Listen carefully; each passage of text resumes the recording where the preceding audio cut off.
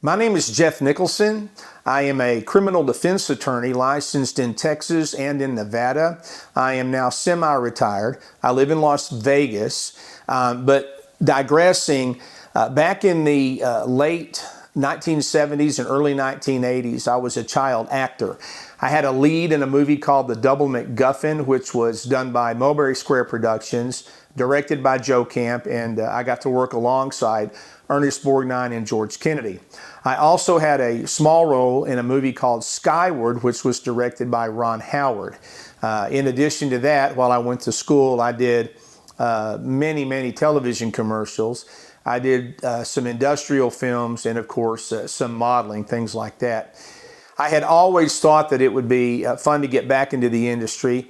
I didn't realize that it would be 30 years before I got a chance to do that maybe, but I'm a member of Screen Actors Guild. I'm fully vaccinated, and I am also taking some acting classes and things along those lines. I put this reel together so that people could kind of get an idea what I'm capable of, and I hope you'll consider me. Thank you. I am Assistant United States Attorney General James Wells, and I want each of you to imagine waking up this morning and reading in the newspaper a big story about you in which everything in it's accurate, but none of it's true. Now, back in my day, defamation was pretty simple. Watch what you say or get your ass sued. But then in 1964, in the Sullivan case, the Supreme Court came along and said there's no defamation if the person's famous and there's no malice involved. Well, I call bullshit on that, but that's neither here nor there. But what it did not do was provide a vindictive avenue for the government to come along and fuck up somebody's life just because they're mad at them. So here's what we're going to do today. I'm going to walk out of here with a bunch of answers, or somebody's ass in my briefcase, or both. And if you people don't want to talk, Mr. U.S. Marshal Henry Spivey over there's got a bunch of subpoenas, and we're going to go down and we're going to talk to federal grand jury. And as far as you go, Elliot, you're not a presidential appointee. I am. You work for me, and you got 30 days.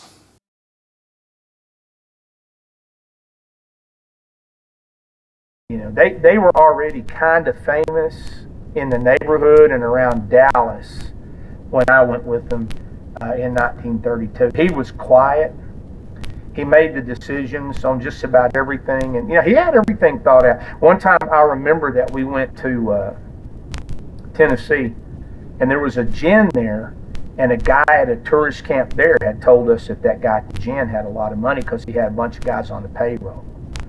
Now, before I, we didn't rob banks. We got blamed for robbing bank. We never robbed no banks. We didn't rob one bank, and the reason was because you could get shot at robbing banks, and we tried to avoid that as much as we could. And banks didn't have no money in them days anyway. It was during the Depression and. Most embarrassing moment of my life, yeah. I was 13 and had some buddies, Charlie Henderson, Squeaky Green, and their sisters. We all used to go down to the swimming pool and go swimming every day at Lee Park. And there was always a bunch of kids down there. But if you had a softball or a baseball game, you didn't swim. And so one day, everybody had a baseball game except me. And then there was this girl down there she didn't have a game that night either. We called her Raquel. And she was a little bit older than me. I think I was 13, and I think she was like 13 and a half and all that kind of shit. And so we're just out there playing and talking. All of a sudden, she just dunks me. And I come up, and I'm like, what the hell? Then she dunks me again, only this time she kisses me on the mouth. And then third time she dunks me, she's like, puts my hand on her boob, which was the first time I ever kissed a girl, first time I ever touched a boob. So we get out of there, and I'm going home on my bicycle, and I'm like weaving in traffic and shit because I'm all lightheaded, And then I made the mistake of my life.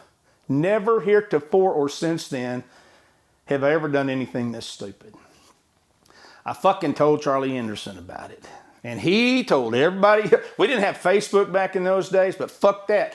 Everybody knew about it. And of course, Raquel denied the whole goddamn thing, so I stayed home for a few days, and finally I get the nerve to go back down to the pool. I go down there, girls are screaming and jumping out of the pool, and the boys are protecting them, all this bullshit.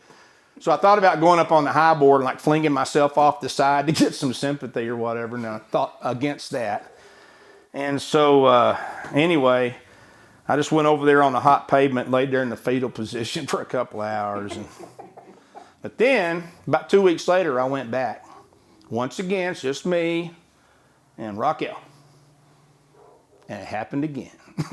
Same back time, same back channel. And only this time I kept my fucking mouth shut.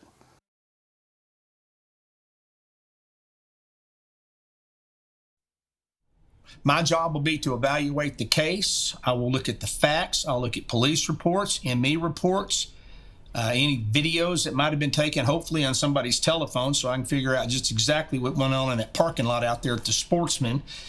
And we'll take a look at all that. And when I know more, I'll be back out to see you. And you can cooperate with me and help yourself quite a bit, or you can try to intimidate me or whatever. And if you want to do that, I guess that's your prerogative, but it's not going to help your case any. Bottom line is this.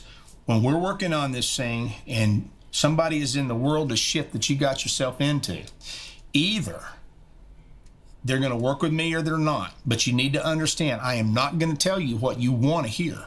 I'm going to tell you what you need to hear. And I'm not going to care if you like it or not. I'm not going to care if you like me or not. I don't care. I'm going to tell you what you need to hear, because you face spending in the penitentiary the rest of your adult life. And if nothing else, you deserve a lawyer that's not going to jack around.